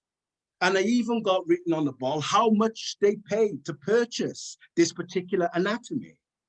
This is what's coming out in American academies now. So it's part and parcel of the American system. This is unfortunate, but this is why. So I want you to understand why America is the way it is, why Britain is the way it is. There's perceptions that went down through the nations in order to desensitize people away from the reality that these people were human beings. And then you got other ones. This one has been definitely castrated. When I read the reports on this, he was definitely castrated. You know, to ridicule him, they put his act back on after they mutilated him, etc. You know, stripped naked, humiliated, etc. Obviously, you don't have people standing in the fields behind trying to take a photo, but these were made into postcards. All of these images were made into postcards to brag that I was at this lynching in such and such state on such and such day. You didn't go there, and this was a body part I had. And no arrests were being made when this was being used through the federal mail. And then you have little children, okay, who are present. You can see where this person hands. I don't know if that's actually handcuffs or rope. So I'm not going to speculate. To me, it looks like handcuffs. And if it is, it means that the law enforcement is involved here. Okay, I can't be too sure, but it does look like handcuffs to me. Okay, because it looks like thick and it's thin there. It doesn't look like rope. But you've got young girls there and you can see the look on their faces. It's not really a look of disgust because this behavior has become normalized. Normalized behavior is when something abnormal becomes acceptable because it's been made to feel acceptable, because you're conditioned psychologically, emotionally. So when you respond with your body, it is if it's normal, it's natural. It's not that much anyway. He was only a nigger, you know, he was only an individual. He probably lynched or raped a white woman anyway. And we prevented that from happening. But if you look here, I'm not sure if this, and I've looked at this, and this actually looks like there's a black woman there who might have been the maid of this particular family where this actually took place. So you couldn't stop it. This was a national event up and down America, not just in the South, in a lot of the northern cities as well. And, you know, the list just goes on. You know, you got men trying to get into the picture, wanting their picture taken. This becomes a postcard and they can send it whatever they want to send it. People are hung up and strung up, and law enforcement can't stop this. Law enforcement are working with vigilante groups. This is what I'm trying to emphasize here. Even women were not exempt from this reality, sometimes stopping the lynchers from taking their husbands or taking their sons, etc. And sometimes they were lynched as well. A story according to this, I can't remember her name, but the story according to this, that she was trying to stop them taking her son, lynching her son. So they thought, yeah, well, we'll lynch you too. This one is in Indiana, this particular one here. This is after the Sunday service. Okay, you can see lights at the back here, which meant that this was a long day of picnic. They probably didn't even have these people until a few hours before. And you can see where they've been beaten and whipped and hung, and they're all standing around smiling as if this is normal behavior. So when you see these police killings in America, and America is desensitized, remember, it's part of their culture. They saw these in postcards. They saw this in newspapers and magazines. It was normalized. It was not a crime. They were not considered criminals. The ones they lynched were criminals. So you have to understand the mindset. So when people come from these type of communities and become police officers or part of law enforcement, etc., what do you expect them, how do you expect them to conduct themselves when they are with people of color within the streets who are naturally criminalized in their minds because they've been trained to think in that manner? Modern criminology is now trying to say that people could be born evil. A baby could be born evil. This is what they're saying. This is what it's come to now. They tried it back in the 1900s, etc., and then it fell on the wayside. Now it's come back again. You watch some of these documentaries, criminologists and psychologists now, and they're talking about people born evil. It's not, you know, as if society wasn't a contributing factor through the process of education and socialization. And here is the last one with a young boy, Emmett Till. He was killed. I can't remember if he was in the late 40s, early 1950s. And this is the white woman, which said that she claimed that he was supposed to have whistled at her. Okay. And it came out about 10, 15 years ago that she was lying. Came out and she still hasn't been arrested. I'm not sure if this woman is still alive. And this is what her husband and her brother-in-law had done to this young boy. I think he was about 14 at the time. And his mother insisted on having an open coffin to show the world what America was all about with dark-skinned people. So when you had the likes of the civil rights movement taking place in America, do you think that Martin Luther King wasn't scared? Those people which came up marching they were scared for their life. So let's not glamorize the civil rights movement like it was easy. Their lives could be taken at any time because this was state sanctioned, this was allowed, and anything could happen. They were really strong people, the people which were involved in the civil rights movement. They were really strong people who took on the initiative to bring about change in America to stop this from happening because this was sanctioned and supported by the federal government. No federal government, when this intensified in the 1920s and 30s and 40s and 50s, would decide to talk about this. They wouldn't even talk about this, you know? And we have to understand this reality. But this is Emmett Till, this is what they did to a young boy. And apparently, if you read the transcript of this, they battered him. Okay, they battered him, they kicked him, they used all sorts of things on him. They even went as far as cutting off his genitalia, these two men. And these two men went to court and they got off free as if they didn't do it. And when they were interviewed by a newspaper, and he admitted it on a newspaper, because it was this double jeopardy thing that you can try a person the second time around for a crime they did. Okay, they were paid, I think it was 2,000, I think it was $2,000 they were paid for admitting what they did to this young boy. And they never stood trial. And this is what's happening now with police in America. They're doing whatever they're doing and they're standing trying to get it off of it. This has been going on since 1865. And I'm trying to give you the psychological perspective and impact of all this, why America is doing what it's doing today. There's this desensitization, this criminalization, that these people are criminals, they deserve what they get or what they got. It's unfortunate that that is the reality in the society that we live in today, but that is why we have to see things. Let's move away now, look more at Britain. Fascination with body parts, etc. I talked about this female last week, Sarah Bartman. I distorted the image deliberately, okay? She was put on display in Piccadilly Circus because she had buttocks, which now the Kardashian women want and what white women in the Western world want now. This is the butt to have. But she had it naturally. It stuck out a little bit. They were fascinated with this woman, Sarah Bartman, to the point that when this woman died, they dissected her. They took her bones, okay, and hung it in the French Museum. This is what they did. They hung it in the French Museum.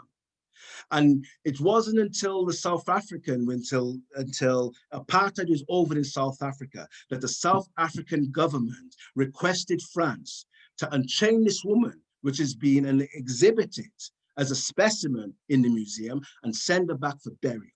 They didn't even have respect for people once they died. And this is Otto Benga, who was locked in the zoo. He was supposed to be the evolutionary link between ape and man. He was put into I think it was the Bronx Zoo, if my memory serves me right, urinating, defecating. He was a star attraction at the turn of the 20th century. So this thing of locking people into zoos and zoos of specimens and experimentation, it all goes back to this mentality that has evolved and mushroomed in Western society. This person was humiliated to such a point, they locked him in a cage. They locked him in the cage. This man was married twice. He was not at the same time. He was married and divorced and he married again. And he was captured. And the person who was responsible for putting him in there, in this zoo, okay, Hitler had his book, okay, which sparked off the main thing of the Nazi party. His name was Matteson Grant. He was one of the ones who was responsible for putting this man in the zoo and talked about the superiority of the Aryans. Eventually, as Otto Benga started to get older, etc., because of the humiliation, because they still had him in the zoo, he was still living in the zoo. However, they put him in a suit and tie. This is what they put him in a suit and tie. And this young man blew his brains out, literally committed suicide through the humiliation. And it wasn't just that. In most of the expeditions, if you go to Austria, Germany, Belgium, they were exhibiting Black people in zoos. This is history. In zoos, we were considered animals. And then white people were onlookers would come in and feeding us bananas and all these other type of things. This is history. This is sad. This is history. Right. Primogenics, which is the main thing, where Black people are genetically predisposed to crime. And this is what is believed, okay? So I could go on a bit more, but I'm gonna leave it there because I'm feeling a little bit tired now. I think I've really delivered as much as I can about the topic. I'm gonna stay around and ask questions and answer questions and whatever concerns that you have about what I have said. Thank you very much. Thanks for staying long. I know it's late, etc. My apologies for that. And yeah, if anybody wants to open up their mics and ask me a question, that is fine. I'm going to still keep recording. If anybody wants to ask me a question, please keep it open. you know, don't private message me. Please keep it open so we can all learn and teach me something as well. I may have gone overboard, I may have been right, I may not have done justice, but I'm here to learn as well. So please, you know, still interact with me for another 5-10 minutes if possible. If you want to go or need to go, please do. You know, this is the last session that we're having. I will try and do another session maybe in three weeks' time. As you know, it's Black History Month. I am totally busy, bombarded with work, inundated with a lot of stuff to do, and I can do with a little bit of a rest, etc. And thank you very much. If you want to put anything in the box for me at Abu-Bakr, please ask me a question. If not, say something. If I don't hear nothing in the next 2 minutes, we can stop the recording and we can all log off and have a good evening. Thank you very much.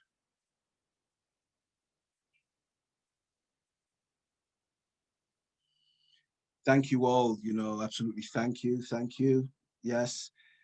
Thank you all. I'm not going to say all your names, but thank you all of you that is writing. You've appreciated what I've said. You appreciate my generosity in delivering free information. That's something which means a lot to me. You appreciate what I've done, you know, with very little back. But even gratitude is a lot for me. So thank you very much, you know, for turning up. Those of you who's managed to turn up for the whole 4 sessions, I hope you've enjoyed it. All of you do have the recordings, you know, they're out on YouTube. All the recordings, you know, I'm sure you can learn things from it. You could develop your own understanding and research. A lot of my references are on the slides, etc. So that's something for you to look at. You know, if I've offended anybody, that was not my intent. My intent is to bring historical information as accurately as possible and to give a voice to the people who were victims to the atrocities that took place at that time. I've had to role play. And I usually do that when I'm delivering, speaking on the part of the people who didn't have voices at that time. So, and that's all I was basically doing. So I may have reflected their sentiments as opposed to my own. Okay. Well, thank you very much. We appreciate so much. Thank you. Thank you, Charlotte, Rashida. Thank you. Thank you. Okay. Well, I'm really tired now, guys, and I'm sure most of you are. I'd like to go on a bit more, but I think we can call it today, you know, but I'll pick up with this maybe in a couple of weeks' time and maybe create another module or course or a day's presentation or training on something. But thank you very much, everybody, for turning up. I really appreciate it, and have a good night. And I hope that Black History Month this year has served you well in a sense. I hope I've enlightened you in much different things, is with positive information as well as negative information. Because as you've realized or would have known, is that I haven't focused on slavery. And that is because Black history doesn't start in slavery, okay? And we should acknowledge that, you know, there is a history of Black people before the enslavement period, and there's also a history of Black people after the enslavement period. So thank you very much, everybody. And I'm going to be shooting off soon. So I'll just give it 1 more minute, just in case anybody wants to say something. If not, I'm going. I need something to eat and drink. Yeah. Abu, it's Jacqueline here. Okay. Can I ask you a question? You know, with reference to that woman who professed that young boy, Emmett Till, yeah. Emmett Till, yeah, whistled at her. If she's still alive, as one of the Zoom viewers said, I'm just wondering if she's still alive, is her husband and brother still alive? And if so, do you think that, I mean, have you heard anything, for example, about them, what they... The only thing I know is she's still alive. She's still alive. The husband and brother have died. They've passed away. And the husband became an ex-husband because she remarried. Okay, that's all I've got up to. And when reports have gone to the house to speak to her and whatever the case may be, no one's wanted to let her in. She hasn't answered the door, but she emphatically said that she lied on Emmett Till. And this was very common within North America, especially with white females. This is where the Karen thing comes out of, just ringing up, you feel threatened because a black man is in your presence or sharing your social space. Therefore, he's up to no good. Therefore, he must want to rape me. So I'm going to call the police on you, with them knowing exactly what's going to happen, because the police ain't going to counsel. They're going to become very aggressive. And we've seen this. And now Westerners are now seeing how the police are responding even to white people in America. Now, look what they did to that old white man a couple of weeks after the George Floyd protest. He was just pushed. Their report said something else. They didn't know they were being recorded and they were exposed. And look how many police went to the court case afterwards to support them when these people were wrong. This was an old white man. And this is what happens. Yeah, when you see atrocities take place to one group of people, don't think it's going to be isolated. Oh, yeah, it's going to spread. It's going to move. This is what happens. And so the reality is with that situation that if the woman's still alive, she's still alive. I know she was still alive a few months ago when I was doing the research, and I presume she still is now. The two men which were involved with Emmett Till's beating and killing are now passed away. And the person who was a husband who did the beating, she divorced, or he divorced her, and she ended up remarrying. So that's all I have to say. Very interesting. I just wonder, because we've all got a conscience, and it would be very interesting to find out how the woman sleeps. Well, the thing is, when you're exposed to lynchings and stuff, there's a desensitization, I think. When you limit a group of people, when you go for this defamation, when you're an animal or the savage or the barbarian, you can do whatever you like and you can sleep well. Just like what they did in Australia and New Zealand, and so on and so forth. So it's important to know there's this element of training. You can train people to dislike another person to the point where they can literally not see them as human, and they can sleep well if atrocities takes place where their life is concerned. And that is what's happened to a large extent. We saw the Rodney King beating, and while things erupted, etc., the four policemen got off with murder. They didn't do anything. Society said they didn't do anything. But when they saw their own system turn against them with OJ, it was a bitter pill to swallow, unfortunately. It was very bitter for them to swallow, So the reality is that let's clean up things, because what goes around comes around. And O.J. Simpson is a prime example to the atrocities that has taken place towards Black people. He used his power, his money, to get away with what he got away with. I'm not saying he did do it, he didn't do it. But white America feels he did. Black America feels he may have been involved in some way, but they just like the fact of seeing him get off with it. Just like white people have gone off with killing Black people for a few hundred years. And that's what has come back.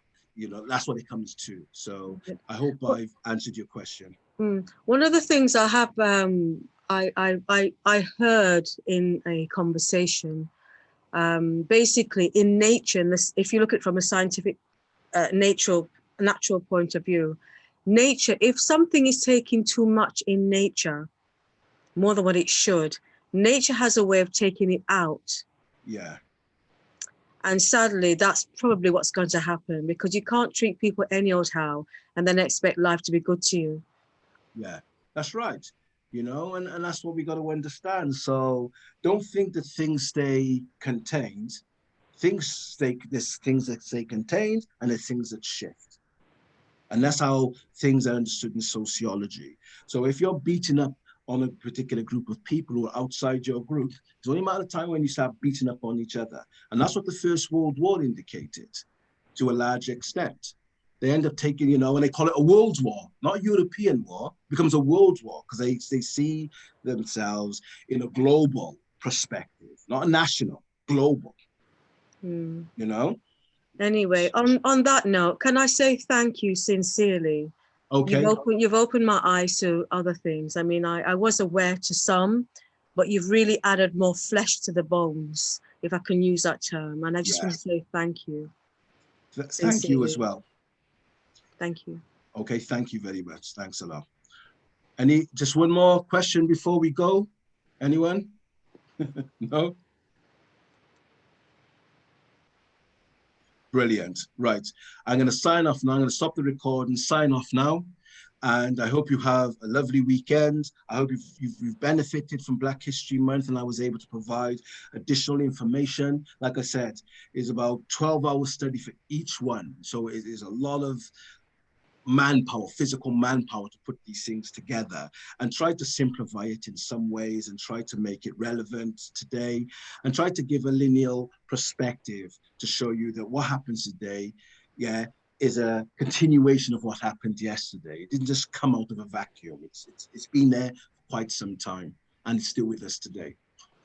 Like I said, guys, thank you very much. I hope you've enjoyed it and I shall speak to you soon. You can all log off now. So bye-bye, everybody. Thank you very much. Thank you.